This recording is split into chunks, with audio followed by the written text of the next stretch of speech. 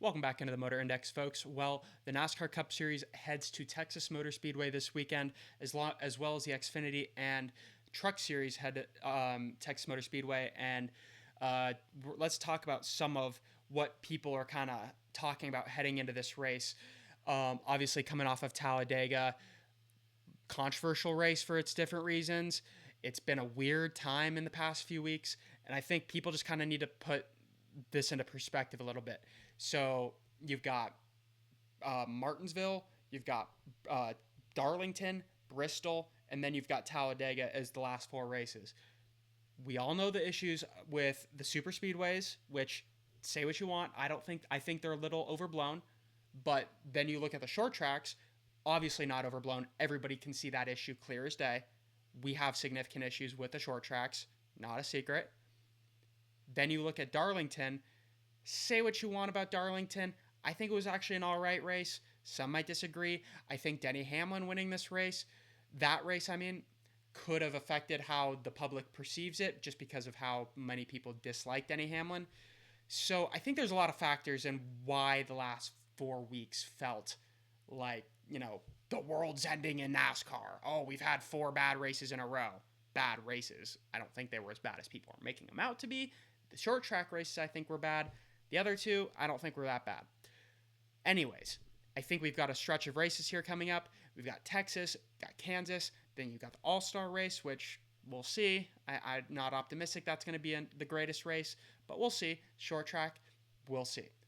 But then after that, you got the Coke 600. But then you got a group of races. I think it's like Michigan. I think you've got a couple road courses in there. There is a stretch of races here we've got that I think are all going to be pretty entertaining. And I think we're going to look back at this 4-race stretch as, just kind of is what it is. And I think this season, a lot of people are, freaking out for no reason. I think, sure, you could point to some of those super speedway races at the beginning of the year. Some of the officiating issues kind of screwed that over and the inconsistency.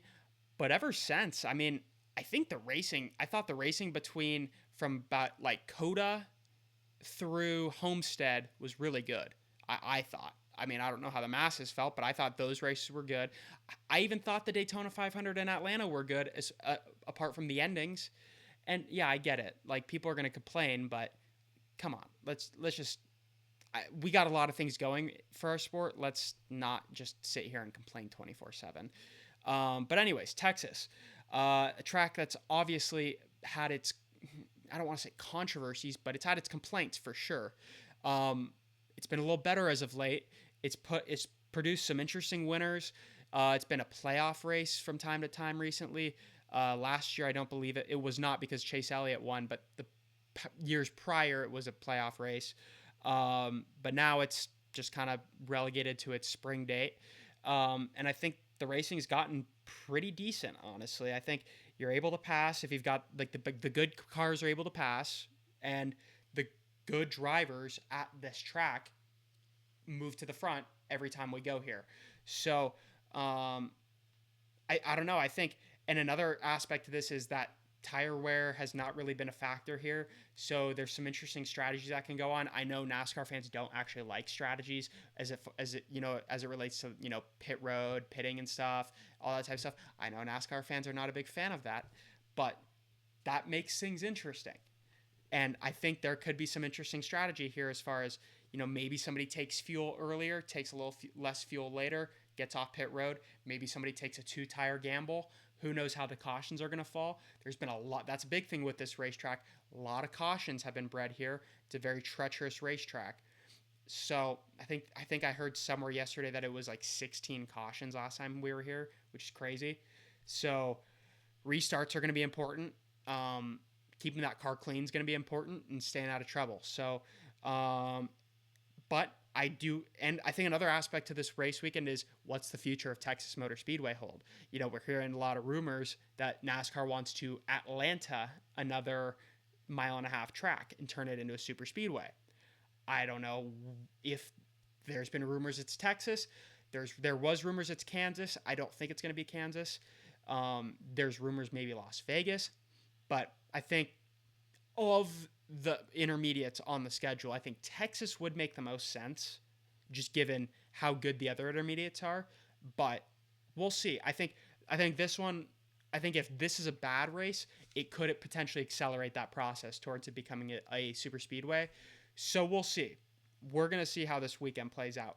But I think there's 4 drivers that I've got on my radar as like I think these are the drivers who are going to be in the mix, and I've got my winner as well in this.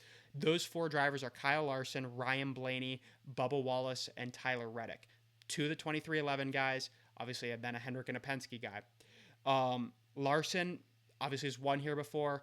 He's really good on these intermediates. He's been really good on this package this season, just like Ryan Blaney, been really good in this intermediate package this season, and both of these guys, I guess, as far as the past couple years.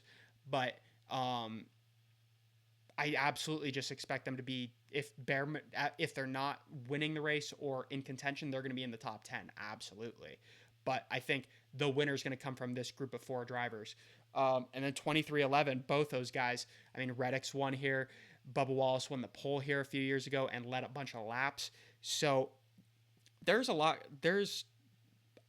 big group of drivers who I think could win this race, but I think those 4 are who's going to win the race. And I'll just give my prediction. I'm going with Kyle Larson. And maybe I'm going to regret that. I think Tyler Reddick could really do it. I think Bubba Wallace could do it. Same with Blaney, but Blaney's really due. But I just think Kyle Larson. I really just could see this being maybe not a Kyle Larson beatdown, but I think he's going to have to work for it. But I think Kyle Larson, that's who I'm going with this week. And then as far as some other cars who will be in the mix, I mean, Denny Hamlin on a tear lately, won here before. I fully expect him to be good. William Byron, another guy who's won here before. So we'll see. Kyle Busch won here before. And then as far as maybe some surprise winners, Josh Berry, I guess. I don't know if that would be a surprise winner just given how he's run as of late. I mean, just look at his qualifying effort at like Homestead. We know he's good at Darlington, won at Las Vegas. So, I think Josh Berry's absolutely going to be in the mix in this race. Whether he wins or not, I don't know, but I think he's a really good candidate to do that. And then I think Carson Hocevar. I was watching Eric Esep's video, and he was talking about how Carson Hocevar's won here before in the Truck Series, and he's running the Truck Series race tonight. So we'll see. I think Hocevar's certainly got a great shot to do it. It's just a matter of getting that track position, maybe getting a late restart, maybe having some cautions fall your way, and we'll see what happens. So, but yeah, with that being said, thank y'all so much for watching. Please like and subscribe, and enjoy the race weekend. Take care, everybody. God bless.